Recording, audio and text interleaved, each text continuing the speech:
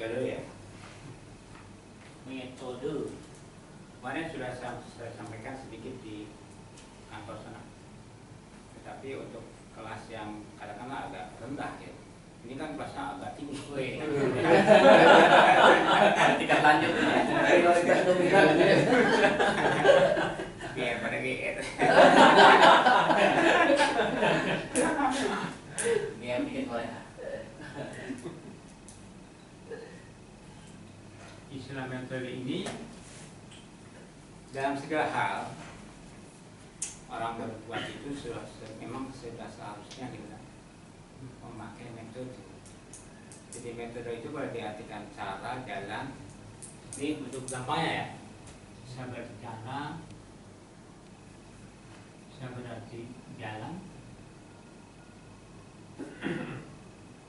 bisa juga prosedur.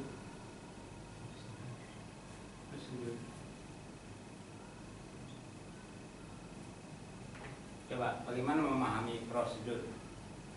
Katakanlah orang mau bikin KTP, ada prosedurnya nggak?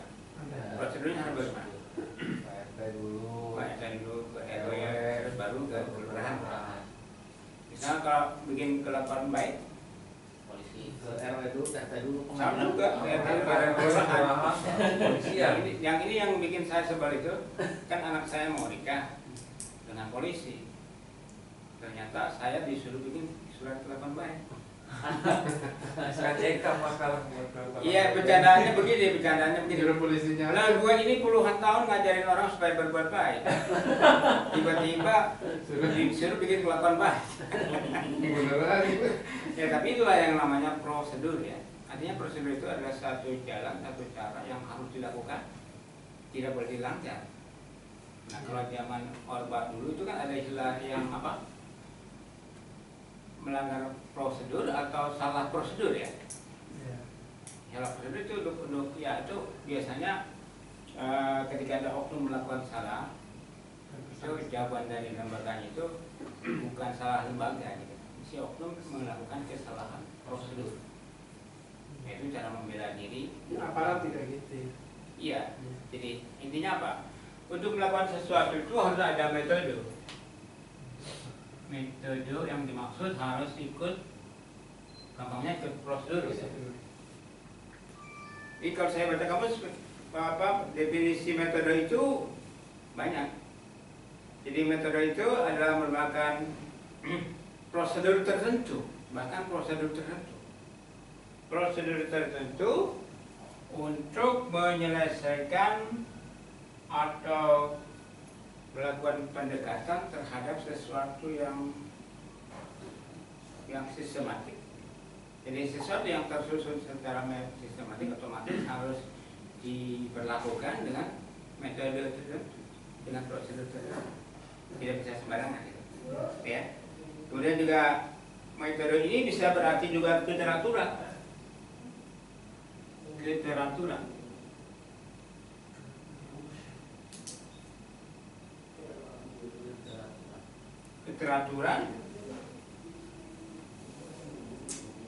Keteraturan dalam berpikir atau berperilaku, berpikir atau bertindak.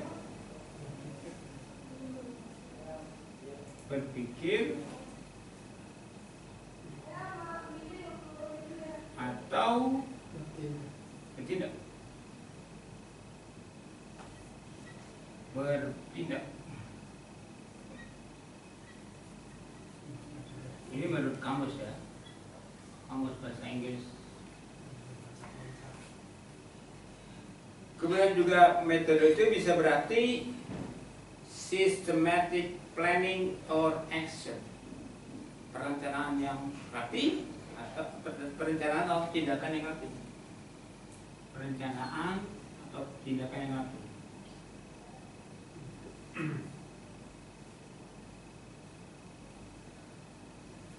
Atau tindakan yang sistematik ya, sistematik bahasa Indonesia rapi ya.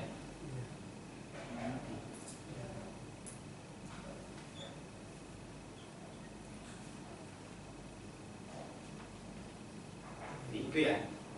Nah, ini yang mau kita bicarakan itu adalah metode dalam memahami Al-Quran. Jadi malam ini kita akan bicara tentang metode dalam memahami Al-Quran. Nah, metode dalam memahami Al-Quran itu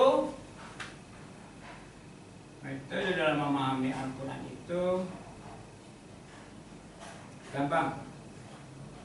Gampang. Metode memahami Al-Quran dalam memahami Al-Quran. Dalam memahami Al-Quran itu metodenya apa? Metodenya ABC.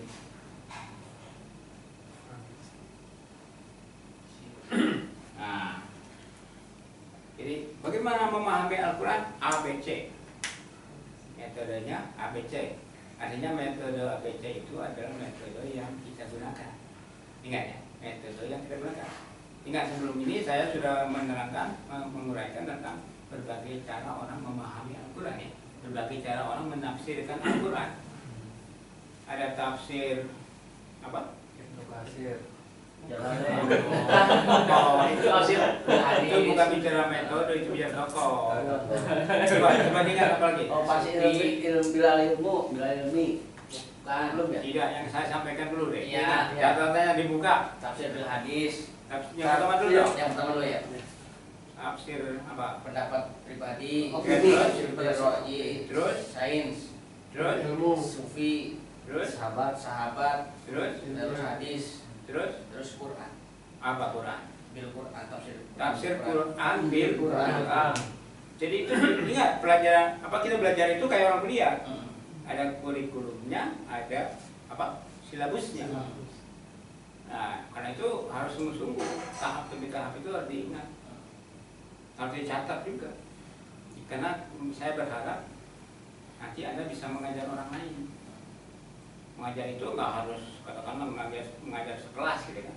Bisa aja mengajar istri, mengajar teman, mengajar calon bini gitu kan. Atau bini kedua. Nah, jadi sekarang kita mau menegaskan bahwa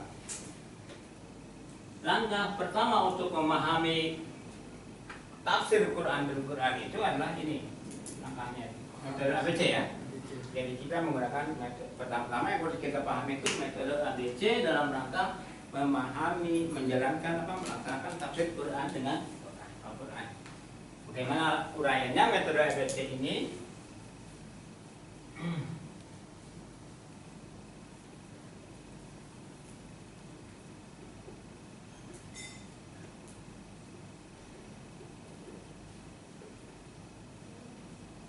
Jadi 3 huruf ini semuanya simbol, ya. A, B, C itu bukan abjad ya, simbol. A adalah simbol atau lambang ya. A adalah simbol atau lambang dari Allah. A ini simbol atau lambang dari Allah. Itu ya, yang pertama ya. Kemudian ada tanda panah.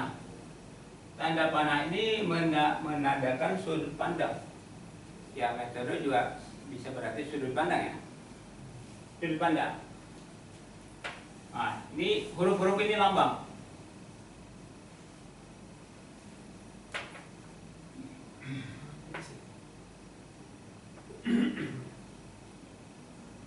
Dari A ke C. Kenapa dari A nggak ke B dulu? Ke C. Ya, ini juga ya, cara aja. Cara saya aja menguraikan. Jadi A ini melambangkan alam. Apa? C. C. C ini melambangkan alam. Alam semesta. Alam semesta. Ini melambangkan apa tadi? Allah. Terus B melambangkan ilmu Allah atau wahyu Allah yang diajarkan kepada para rasul. Ya, oke, jadi kita konkretkan aja bahwa B ini lambang dari rasul. Lambang dari ilmu ya. Lambang dari ilmu Allah atau wahyu atau ketika berbicara konteks kita sekarang Al-Quran. Wahyu Allah yang bernama Al-Quran. Karena kita ini zamannya zaman Nabi Muhammad ya. Ya, A, B, C ini huruf-huruf ini menjadi lambang. Kemudian tanda panah ini mewakili sudut pandang. Sudut pandang, arah memandang, cara pandang. Kalau kerennya paradigma, ya. Jadi paradigma itu apa? Cara memandang. Orang bilang bingkai berpikir gitu. Ya, saya selalu memesankan dia dalam berbahasa jangan sempit, bukan asal keren, jangan sempit gitu. Kalau pakai bahasa keren juga boleh kalau ngerti. Oh, Dan bisa menjelaskan. Ya tandanya orang ngerti itu bisa menjelaskan.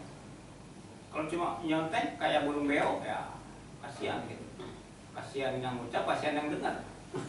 Kalau yang ucap, kasihan itu pasti tanya, nggak bisa jelasin. Jadi apa tadi metode itu cara prosedur jalan loh ya. Pokoknya apa bahasanya banyak. Nah, coba perhatikan. Uraiannya dari A ke C dulu. Ini alam fisik. Ini alam mengacu pada alam fisik. Alam fisika. Iya. Ya fisika fisik ya. Maksudnya fisika itu lahiriah.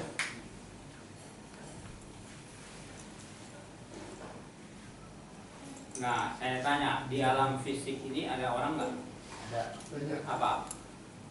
Orang. Yang nggak usah banyak apa dikit, ada orang nggak? Ada. Berarti di alam ini ada manusia ya? ada. Ada manusia, ada insan. Insanun atau al-insan. Tapi insan ini hanya fisik. Ingat ya, Ya. insan di sini ada tapi hanya fisik. Artinya bukan kita memisahkan insan ini dengan ruhnya, dengan jiwanya, tapi pembahasan kita hanya masalah fisik saja. Ingat kembali pada yang saya tentang takdir.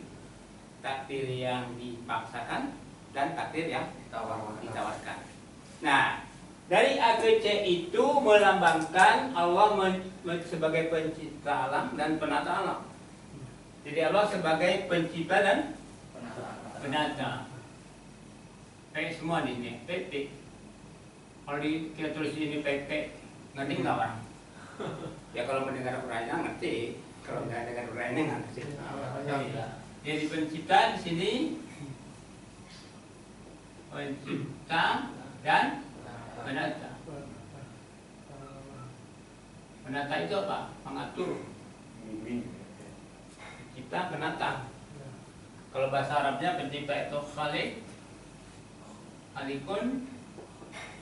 Kalau penata ini rabbun, penata, pembimbing, melihara, penyelenggara. Bisa Tuhan juga.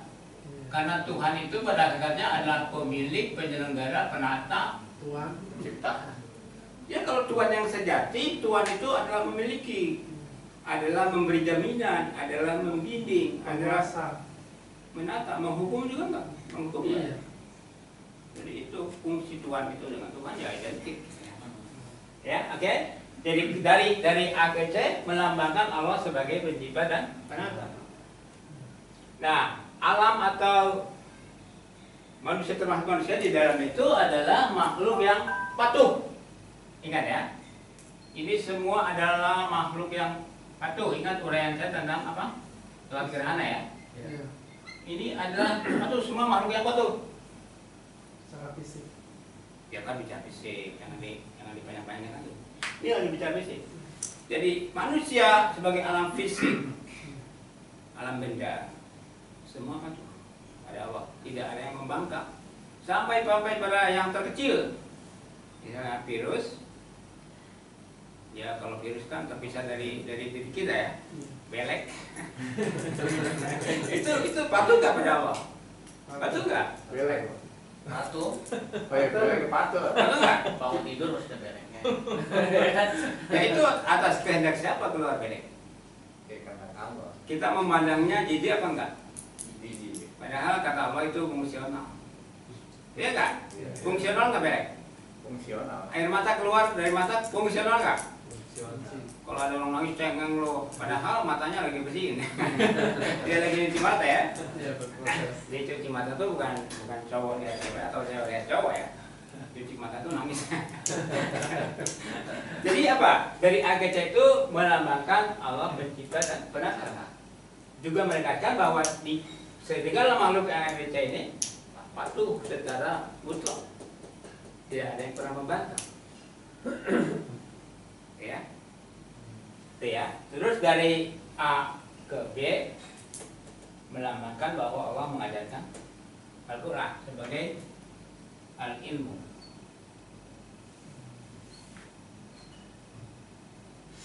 Al-ilmu, ingat, al-ilmu ini adalah imam. Ya. Al-ilmu imamul amam. Ilmu ini imam. Imam itu apa? Imam itu pemandu. Yang pertama, kebalikan untuk memahami imam secara sederhana, imam itu kebalikannya makmum. Kalau Rabb kebalikannya apa? Abdun. Tuhan kebalikannya hamba. Tuhan kebalikannya hamba juga. Makanya Tuhan dengan Tuhan itu identik. Dan memang ada asal-usulnya. Asal-usulnya itu sebelum ada Tuhan, sebelum ada kata Tuhan dalam bahasa Indonesia adalah kata Tuhan. Ingat ya, pernah saya bilang kan? Pernah saya uraikan? Pernah saya uraikan belum? Pernah. Ya udah, periksa saja catatannya kalau ada. Kalau enggak ya udah. Lihat lagi videonya. Iya. Gampang ya? Jadi dari A ke B itu melambangkan bahwa Allah mengajarkan ilmu, wahyu ya. Yang dimaksud ilmu itu di sini adalah wahyu, al-wahyu. Tetapi al-wahyu ini ada satu istilah khusus. Secara umum al-wahyu itu termasuk al-ilmu ya. Al-wahyu itu identik dengan al-ilmu. Al-wahyu itu al-ilmu. Atau tegasnya yang dimaksud itu adalah Al-Quran. Jadi kalau dari AKC itu Allah menjadi Khalikun, menjadi Rabbun, nggak usah disebut istilah lainnya dulu ya, sederhanakan aja dulu ya, bahwa Allah itu ada Khalikun, adalah Rabbun, dari A ke C. Ingat ya, itu lagi bicara metode ya. Dari A ke C, Allah sebagai pencipta, penata. Siapa penata? Alam, dalam arti fisik, yang semuanya patuh. Kalau misalnya di sini ada insan namanya Iman Abdesina, patuh badannya doang. Kalau jiwanya belum tentu. Nah, bener nggak? Ngaku nggak? Ya begitu gak? Itu juga abangnya mau jangan dia merasa lepas dari itu. Gak ada pengecualian. Kalau fisiknya udah pasti patuh. Kemudian, nah B ini Allah melambangkan Allah mengajarkan Al-Quran. Jadi kalau di sini Khalikun, Rabbun, katakan di sini Alimun. Alimun, artinya yang berilmu ya. Atau pakai kata sifat. Alim. Alimun ini isim fa'il. Kalau ini kata sifat. Apa bedanya? Kalau ini pelaku, kalau ini maha pelaku. Di sini pakai tambahan maha. Maha itu tambah dengan sangat enggak? Sangat. Sama dengan amat enggak? Amat. Jadi kalau Indonesia ngomongnya suka lebay, amat sangat. Sangat. Kalau lama lebih lebay lagi, maha amat sangat. Jadi intinya menggambarkan the best atau the first one. The first one. Ekstra. Al-awwal. Extraordinary. Tapi Allah itu bukan hanya al-awwal, dia juga al-akhir. Apa itu pengertian Allah al-awwal dan al-akhir? Nanti belakangan. Jadi apa intinya? A ke B melambangkan Allah melambangkan ilmu. Nah, kemudian dari B ke C, ingat B ini adalah Al-Quran. B ini lambang dari ilmu. B ini lambang dari wahyu. Jadi B ini melambangkan bahwa Al-Quran di dalamnya itu banyak ayat-ayat yang menjelaskan, menyebut, menguraikan tentang alam. Ya, ya Al-Quran bicara macam-macam, tapi diantaranya adalah berbicara tentang alam. Ya, yang alam itu sebelum ini saya uraikan, alam itu bisa menjadi ayat juga gitu. Apa ayat apa? Ayat kauniyah. Jadi kalau Quran ayat kauniyah, alam menjadi ayat kauniyah. Salah satu contohnya bahwa Al-Quran mengurai tentang alam itu, membicarakan tentang alam itu surat Yasin ayat 38 sampai 40 kalau saya nggak salah ya. Ingat. Wasamsu tajri li mustaqarrir laha. Dzalika taqdirul azizil alim. Wal qamara qadarnahu manazila hatta ada kal urjunil karim. La samsa yang bagi lahan tudikal qamara wala lailu sabiqun nahar. Nah, ini gambaran kepatuhan alam itu ya. Asamsu tajri mustaqarrir laha. Matahari berputar pada porosnya. Itu takdir Allah gitu kan. Takdir itu bisa rumus, bisa peraturan, bisa ketetapan, ketentuan, bisa kehendak. Bisa. Karena kehendak Allah itu dinyatakan melalui Al-Quran. Jadi jangan cari kehendak Allah itu yang misterius, yang nyata-nyata aja ada di Quran. Kalau Quran tidak dianggap kehendak Allah, berarti Allah, kita kan menghayal ya. Ya Allah, apa sih kehendakmu?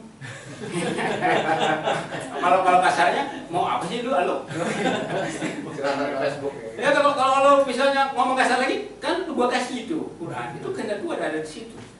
Ridho Allah Gitu kan? juga kali ya. Iya dong, kan kehendak itu termasuk ridho nggak? Termasuk kemarahan nggak?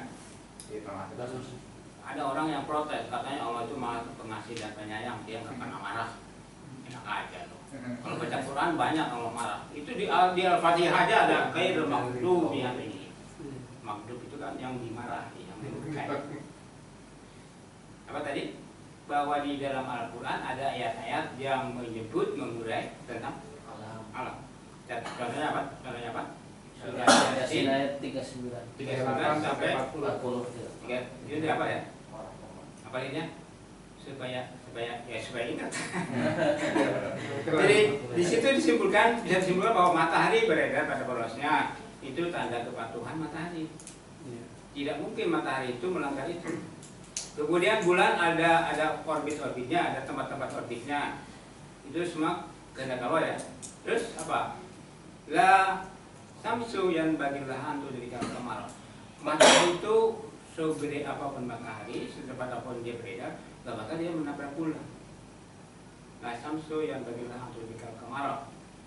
Wala lailu sabiqun nahar. Tidak mungkin siang itu mendahului apa? Malam itu mendahului siang.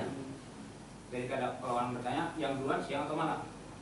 Kalau baca surat Yasin begitu, la lailu sabiqun nahar. Malam tidak mungkin mendahului siang. Berarti siang duluan.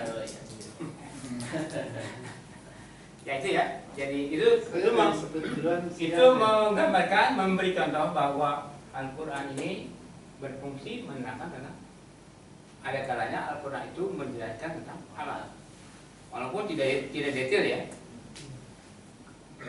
Terus, nah itu kita bicara metode secara ringkas. Jadi metode Al-Quran itu seperti itu. Al-Quran ini mengutamakan Allah sebagai apa? Sebagai segalanya. Pencipta, penata, pengajar. Jadi guru pertama itu siapa? Guru besar itu siapa? Sekarang yang disebut profesor siapa? Hebat. Udah menyamai Allah ya, jadi guru besar ya. Kalau guru maha besar kali guru maha besar. Iya pakai maha ya. Iya kalau itu cuma pakai amat sangat maha besar. Sekali. banget. Ya jadi kalau kita sudah belajar Quran, sudah mahir Quran, nanti kan orang akan bertanya, lu berguru di mana gitu kan? Guru lu siapa? Waduh gua jadi ragu gua agak segan nih untuk menyebut guru amal lu gitu. Untuk menyebut guru gua amal lu. Kenapa? Guru gua Allah. Kapan ketemu Allah? Ya nggak perlu ketemu Allah lah. Emang kalau kita berguru pada Einstein harus ketemu Einstein. Coba deh. Berguru pada Habibie, emang harus ketemu Habibie? Enggak kan? Ya, jadi berguru itu apanya? Ilmunya. Ya saya ingin mengoreksi kepada teman-teman, ada sebagian teman-teman yang menyalah-nyalahkan orang itu dengan cara menyindir. Bis bergurunya sama internet sih. Iya. Habis gurunya ke Google sih. Santri Google. Habis gurunya ke sembarang guru. Jadi yang mereka mau itu kita belajar pada guru mereka. Nggak boleh belajar pada guru lain. Ya kan? Tapi kita usut, sebetulnya belajar pada guru itu pada siapa? Kalau kita belajar pada Imam Syafi'i, ketemu Imam Syafi'i. Ya ketemu Imam Mazhab Syafi'i, Hambali, Maliki, sebagai saya Hanafi. Memang kita belajar sama mereka itu secara langsung. Ini ada pertanyaan besar katakanlah dalam tanda kutip yang beredar di internet belakang ini, dan itu merupakan pertanyaan tradisional bagi orang-orang yang menganggap kalau tidak belajar pada guru mereka kita salah. Jadi belajar yang benar itu harus pada guru mereka. Guru mereka itu siapa? Ulama, para habib. Itu harus seperti itu. Yang berpakaian gamis Arab gitu. Yang Arab asli, yang keturunan Nabi Muhammad kok. Itu paling benar. Tapi kan intinya belajar kepada siapapun adalah pada ilmunya. Yang kita pelajari adalah ilmunya. Jadi ada yang bertanya, memangnya kita bisa belajar kepada Nabi langsung? Lalu mereka menyebut setelah Nabi itu kan ada tabi, ada sahabat. Setelah sahabat itu ada tabiin. Setelah tabiin itu ada tabiin. Setelah itu ada ulama-ulama. Jadi yang benar itu harus belajar kemana? Kepada ulama yang di hadapan mereka. Terutama ulama yang bergelar Habib Anu gitu ya. Al-Ustad Anu, Lulusan Anu, pokoknya harus secara mereka aja. Padahal kalau kita pertanyakan lebih jauh, kita belajar dari Nabi Muhammad nggak bisa langsung, gitu kan? Yang pertama belajar pada Allah nggak bisa langsung, Nabi aja belajar pada Allah itu ada malaikatnya, gitu kan? Nah sekarang kita belajar pada Nabi, emang bisa langsung? Nggak ketemu kan? Kepada tabiin bisa ketemu nggak? Enggak juga, tabiin ketemu nggak? Dengan para ulama almarhum Syafi'i, Hambali dan terusnya ketemu nggak? Para penulis ilmu hadis, para penulis kitab hadis ketemu nggak? Jadi sekarang yang kita pelajari itu apanya sebetulnya? Yang benar itu belajar itu di mana-mana dari dulu sampai sekarang pada dokumennya, ya kan? Belum di zaman Nabi aja belajar kepada Nabi, dokumennya yang dikaji apa? Qurannya kan?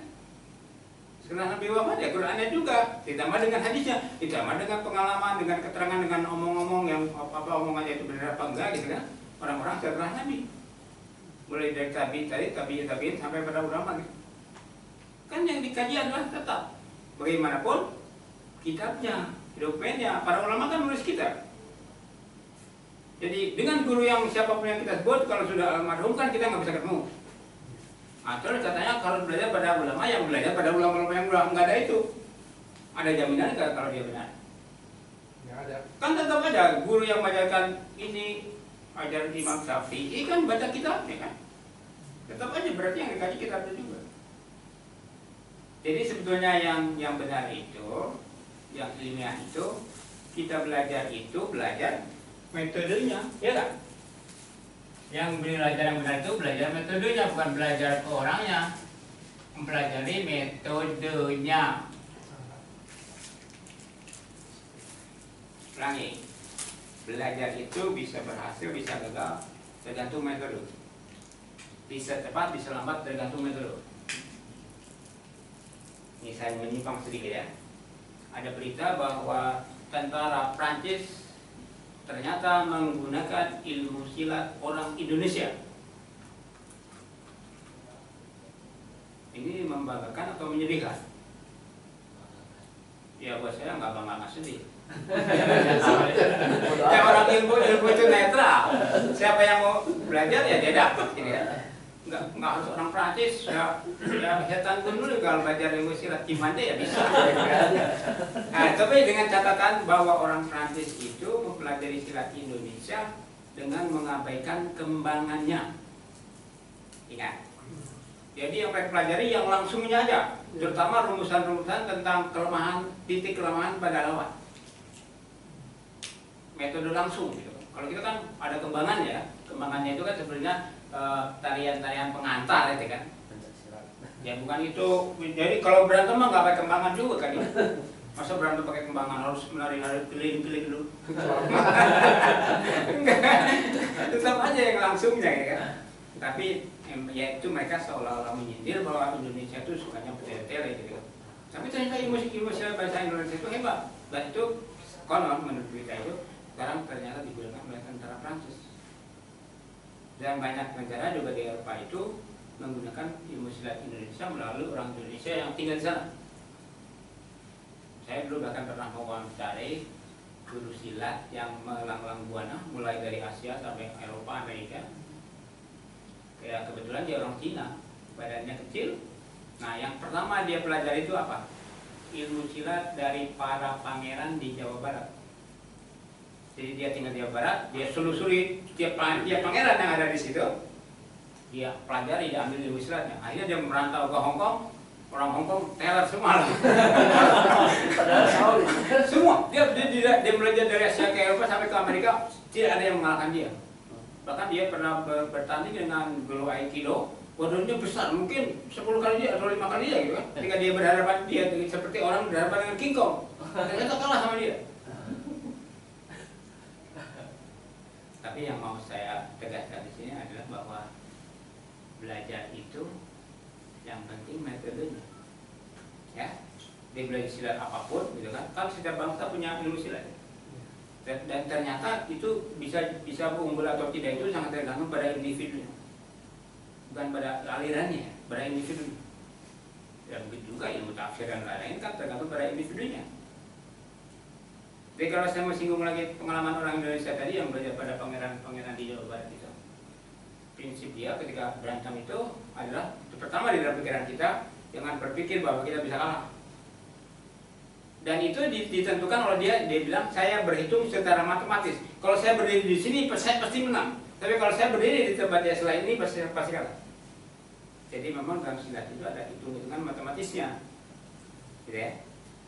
Kalau kita udah posisi aja salah, jadi gampangnya kalau ke posisi kita di tembok kayak gini, itu gampang menang, karena di belakang nggak ada orang. Gampangnya kayak gitu ya. Gampangnya kayak gitu. Jadi kalau di tembok, kita ke tembok aja. 3 orang maju jebret, karena di belakang nggak ada. Tapi kalau kita tengah-tengah, ada yang mukul dari belakang. Jadi apa intinya adalah belajar itu yang penting metodenya. Dan metode itu juga merupakan suatu langkah untuk membuat kita supaya memulai sesuatu itu dengan yakin. Karena di dalam metode itu ada terselip kata sistematik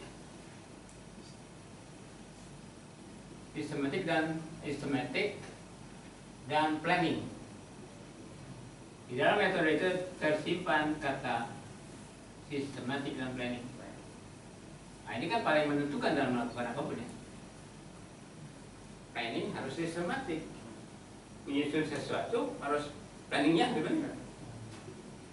Nah jadi kembali lagi ketika kita akan memahami Quran, mempelajari itu pertama kan mempelajari, memahami, menghayati, akhirnya kan kita bisa menerjemahkan. Setelah menerjemahkan bisa menafsirkan enggak? Bisa. Artinya menafsirkan itu kan melanjutkan dari menerjemahkan ya. Lanjut dari menerjemahkan itu menafsirkan. Sebenarnya kan menafsirkan itu menjelaskan. Ya, menjelaskan sejelas-jelasnya sesuai dengan pemahaman penafsir. Nah, sekarang kita akan mencoba memahami Quran dengan metode ini. Ingat kembali bahwa A, B, C ini lambang. Huruf-huruf ini lambang. Bukan lambang, tapi bukan lambang bunyi ya. Kalau dalam bahasa huruf itu kan lambang bunyi. Kalau di sini adalah lambang dari cara dalam kerangka sistem dan planning tadi dalam rangka menegaskan bahwa dari A ke C ini melambangkan bahwa Allah sebagai pencipta, sebagai penata bagi alam, bagi manusia secara fisik yang kesimpulannya semua patuh kepada Allah. Kemudian dari A ke B melambangkan bahwa Allah itu sebagai alimun, sebagai maha guru, maha profesor yang mengajarkan wahyu, memberikan ilmu yang pada masa Nabi Muhammad ilmunya itu bernama Al-Quran. Yang Quran ini senilai dengan kitab-kitab sebelumnya. Jadi kalau orang menyuruh kita mengajarkan supaya percaya pada kitab-kitab sebelumnya, inti kepercayaan pada apanya? Pada kesamaannya. Pada kesamaannya sebagai wahyu yang diajarkan oleh Allah kepada para nabi. Yang terakhir diajarkan kepada Muhammad. Jadi secara prinsip, secara isi, secara esensi itu sama. Walaupun redaksinya kemungkinan berbeda. Jadi ya, nggak masalah soal redaksi.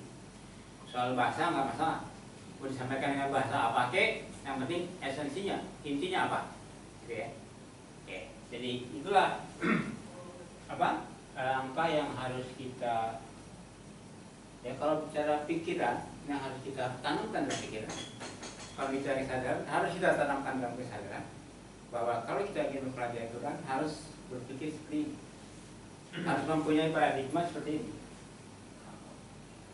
Nah, dengan demikian nanti misalnya ketika kita memahami alam, ada ayatnya di Al-Quran, kita punya alternatif nggak untuk menawar, membantah dan lain-lain? Punya nggak?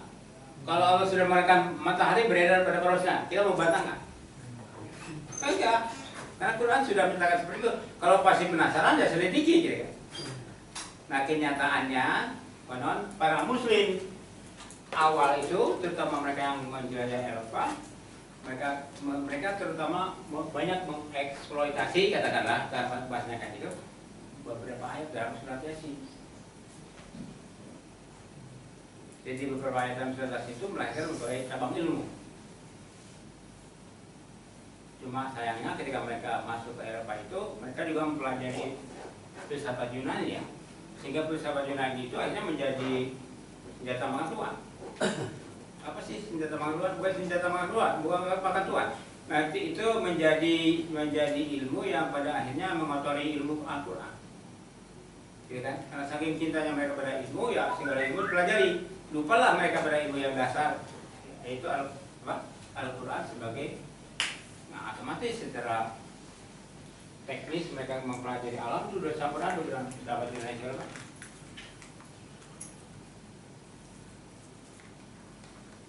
Oke, jadi ada yang bertanya nggak tentang metode ini? Metode ini apakah udah baku gitu? Artinya Ya di metode itu Indonesia aja adanya atau apa? Adanya cuma di Indonesia. Indonesia? Setahu saya memang baru ada di Indonesia. Iya, itu yang Jadi metode yang diajarkan yang seperti ini baru diajarkan di Indonesia. Di Indonesia pun baru sedikit orang yang tahu. Terus untuk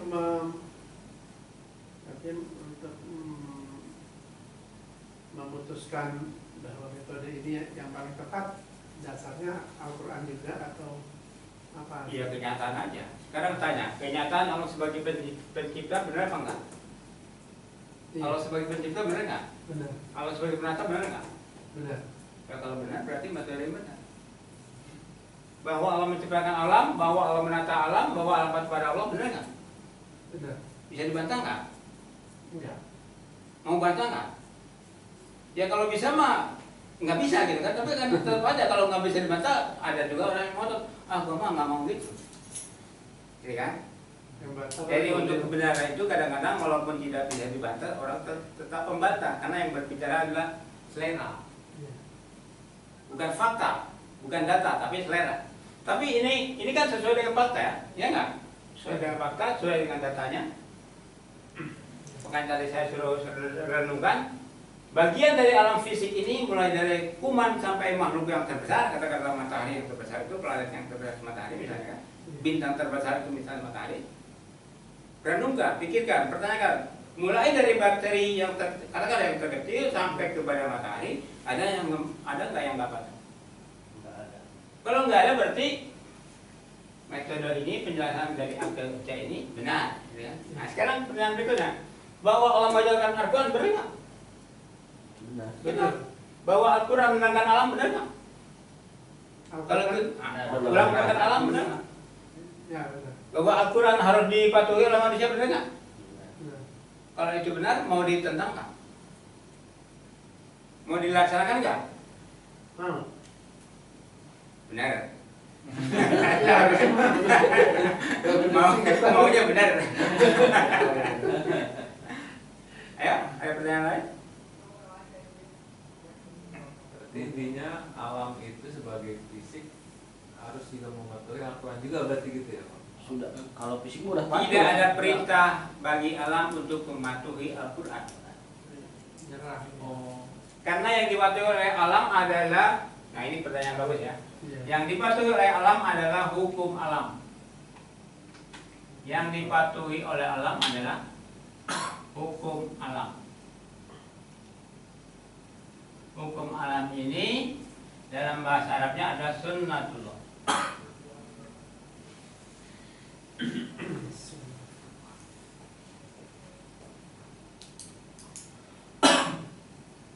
Sunnatullah. Jadi dengan kata lain, dari A ke C itu menggambarkan kerja sunnatullah. Ya. Iya. Yang oleh para ilmuwan umum disebut sebagai hukum alam. Karena bagi mereka tidak ada Allah, yang ada itu alam. Maka sunnatullah itu mereka sebut sebagai hukum alam. Yang benar itu bukan hukum alam, tapi hukum Allah yang berlaku terhadap alam. Atau sunnatullah lil alam. Sunnatullah. Nah, dengan demikian kita juga bisa dapat wawasan bahwa sunnah itu bisa berarti hukum, ya. Iya. Kita bisa mendapat wawasan bahwa sunnah itu bisa berarti hukum. Dan memang menurut kamu seperti itu. Jadi ada yang mengatakan bahwa sunnah itu selalu dengan syariah, sama dengan tarikah, macam-macam. Jadi saya ulangi, dari A ke C menggambarkan berlakunya hukum alam atas segala alam fisik. Ya, ingat ya, atas segala alam fisik. Jadi pertanyaan Pak Heri tadi, alam fisik harus patuh pada Quran enggak? Enggak, karena Quran ini adalah hanya untuk manusia. Manusia bukan fisiknya ya. Manusia juga dipilah antara lahir dan batin, antara ruhani dan jasmani. Kalau Quran memang ditawarkan pada kutil. Al-Quran ini untuk manusia. Untuk manusia secara rohani. Manusia secara rohani. Emang Panu disuruh patuh pada Quran? Malam. Ayo. Tapi patuh juga sih sebetulnya. Ya bukan pada Patuh Quran. pada Ingat. Allah. Patuhnya bukan pada Quran, pada hukum Allah. Ingat, itu jangan kacau berpikir. Nah, maksudnya gini, kalau hukum Allah itu adalah Al-Quran kan artinya juga gitu. Karena Hukum Allah itu adalah Quran hanya berlaku buat ruhani manusia, tidak berlaku untuk fisik. kan seandainya Al-Quran menjelaskan tentang benda-benda. Ya itu bukan menjelaskan bahwa Quran itu hukum. Oh, Bukan, itu- karena tidak ada perintah. Ingat, hukum itu Itu dari perintah, dikasih. larangan, perintah, larang, gampangnya kayak gitu. Jadi Allah tidak memerintah alam secara dengan ayat, tidak memerintahkan matahari bergerak dengan ayat, tetapi dengan hukumnya langsung, dengan sunnahnya langsung. Jadi Al-Quran itu untuk budaya aja, Pak. Budaya manusia, Pak. Bukan untuk fisiknya gitu.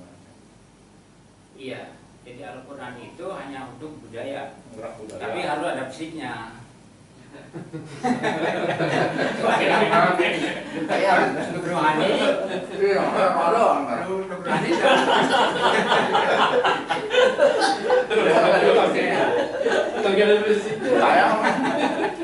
Nah itu pertanyaan bagus.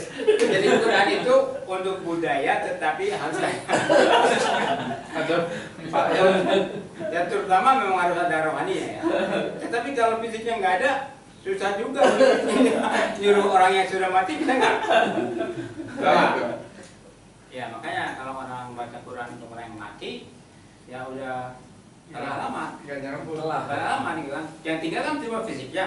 Iya. Fisiknya itu dari awal sampai akhir sudah patuh pada Allah gitu. Nah, dibacain Quran lagi, dibacain surat Yasin lagi. Iya. Alam lagi gitu Pak. Di surat Yasin itu ada penjelasan bahwa Quran itu ditujukan kepada orang yang hidup, bukan kepada orang yang mati. Periksa surat Yasinnya. Saya hampir udah baca terjemahannya. Kayaknya nggak ada untuk orang matinya deh. Gitu. Ya yang saya maksud tadi cari bahwa Ada. mesin Quran itu diturunkan untuk orang yang hidup. Itu ada ya. Ya. Memang bukan untuk orang mati, tetapi orang yang rohaninya, yang punya rohani itu, kalau fisiknya sudah tidak ada, susah juga mereka dari kemana dong? Ya, fisiknya ada gitu kan, rohaninya nggak ada, atau rohaninya ada, fisiknya nggak ada, gimana coba? Ya artinya Quran itu diterapkan untuk budaya ketika manusia masih hidup di dunia ini, gitu kan? Bukan ketika dia sudah mati. Tapi nggak ada gila gitu. Apa? Kalau rohaninya nggak berfungsi juga nggak kuat. Nggak Ada kena hukum. bebani, Kan kan ada ruhnya. Nggak dibebani hukum Kita ya. lagi bicara Oh. manusia yang normal. Jadi fokus ya. Yang tadi ada kekecualiannya